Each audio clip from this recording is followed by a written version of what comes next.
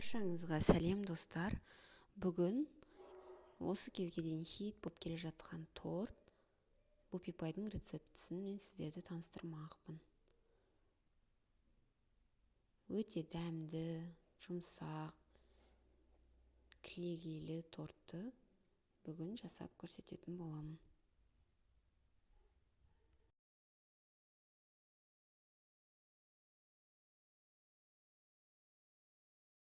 Осындай әдемі тортымызды жасау үшін сары майға бір Қазақстан шоколадын толықтай қосып, водяной баняда ерітетін боламын.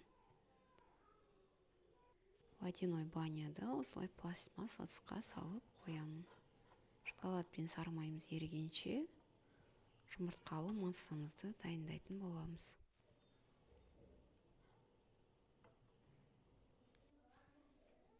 Жұмыртқамызға қантты қосып, миксермен жақсылап араластырамыз. Ағарғанша араластыру міндетті. Толықтай араластырмасаңыздар, біздің тортымыз көтерілмей қалуы мүмкін. Достар, арнамда әлі де қызықты рецепттер болады. Сол үшін лайк басып, комментарий жазуды ұмытпаңыздар.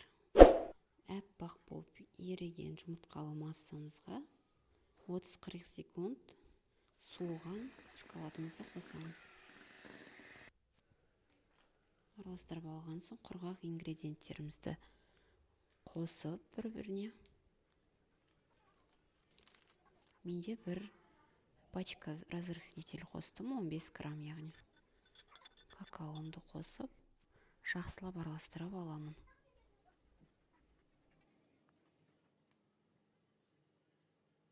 Араластырып алған соң, жұмыртқалы массамызға ұнымызды 3 немесе 4 бөлікке бөле отырып қосып, жақсылап араластырып алатын боламыз.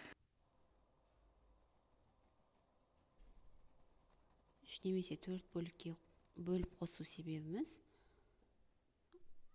корждарымыз жақсы көтерілу үшін және де жұмсақ үлпілдек болу үшін керек.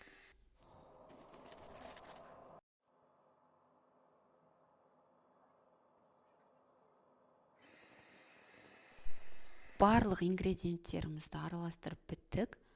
Осындай консистенция шығуы керек бізе. Ары қарай пергамент қағаздарын дайындап аламын.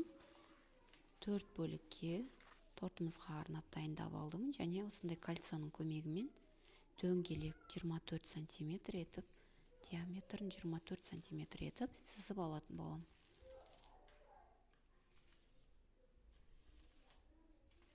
Төрт пергамент қағазына сызып алғаннан кейін әр бөлікке 5 ас қасықты толтырып сала отырып, ұнымды салып аламын.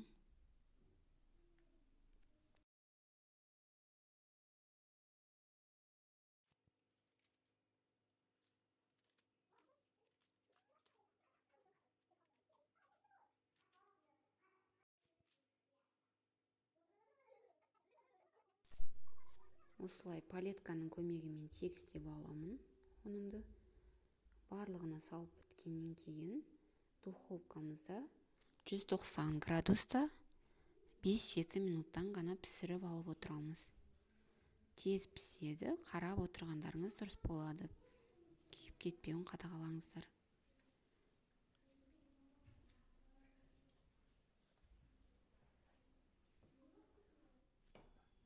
Ұндарымды толық пісіріп алдым, корждарымды. Енді 1 сағаттай суытатын боламын толықтай. Енді біз келесі кезекте тортымызға крем дайындаймыз. 33-35% кілегейге творожный сыр қосу арқылы крем дайындаймыз. Кілегейіміз қоюланғанша араластырамыз. Қоюлана бастаған кезде қант ұнтағын қосатын боламыз.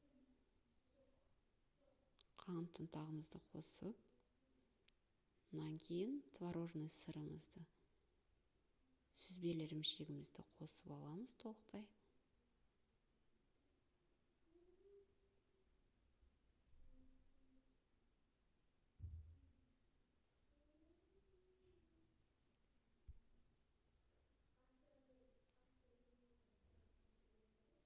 және жақсылап қоюланғанша араластырамыз, толық қоюланғанша.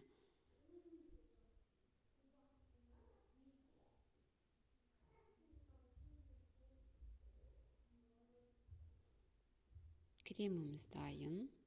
Осындай қою масса шығу керек. Ары қарай корждарымызды түзулеп кесіп аламыз толықтай.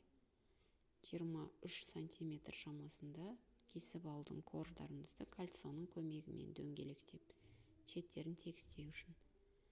Ары қарай кондитерлік қапшыққа осындай кремімізді салып, ары қарай тортымызды жинайтын боламыз.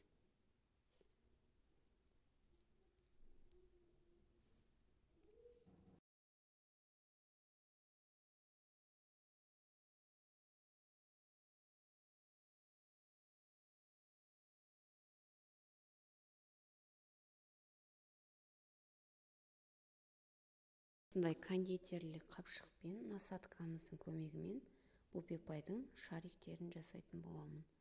Мендегі насадканың номері 807. Видеодан қарап отырсаңыздар, қалай жасалуы түсінікті көрсетілген.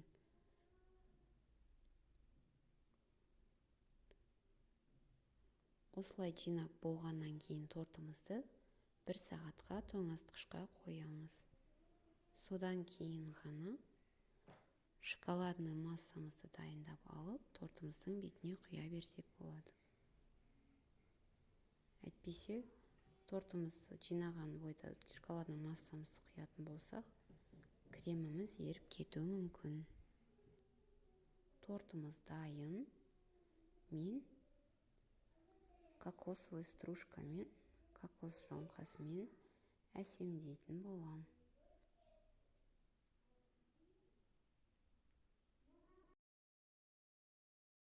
Тортымызды осылай әсемдеп, қалауларыңызша әсемдеп берсеңіздер болады.